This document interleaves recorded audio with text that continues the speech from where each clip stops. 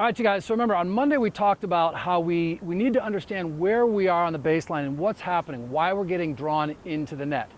Today we're going to talk about this idea of what's the shot that we're going to hit, right? You don't get to go from the baseline all the way to the net in one swing. It just doesn't work. We're not that fast. There is a transition area, and that's where we are right now. So what is the shot we're supposed to hit?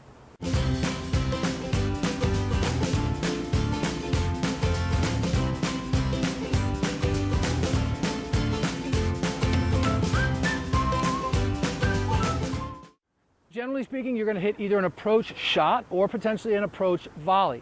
Difference being approach volley, it's just you're hitting a volley, obviously, instead of hitting a ground stroke. But it's important that we understand, like, we're here, what's the next shot, right? Am I in an offensive position? Am I in a defensive position? Am I neutral? If I'm hitting a backhand or a forehand, I need to understand which of those is my better shot, right? If I've got a weak backhand, I'm hitting kind of just a dinker, well, that's gonna kind of tell me one thing about where I need to go, versus if I've got an offensive, powerful forehand, that's going to be a different position for me on that next step, right?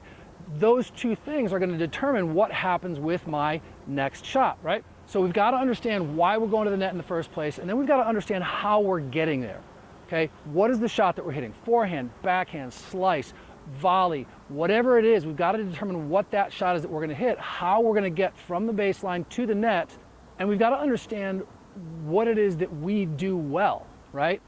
Going to the net, we don't always have a choice. We don't always get to choose to go to the net. Sometimes our opponent draws us in, and we may not always be able to use a weapon to get there. So we have to understand that. If I've got a low backhand that I'm just kind of dinking and I don't have a very good slice backhand, that's one thing. If I've got a nice kind of elbow level forehand that I can crack and come in on, that's a different thing. So I've got to understand why I'm going to the net from back there, and then from here I've got to understand how I'm going to get there.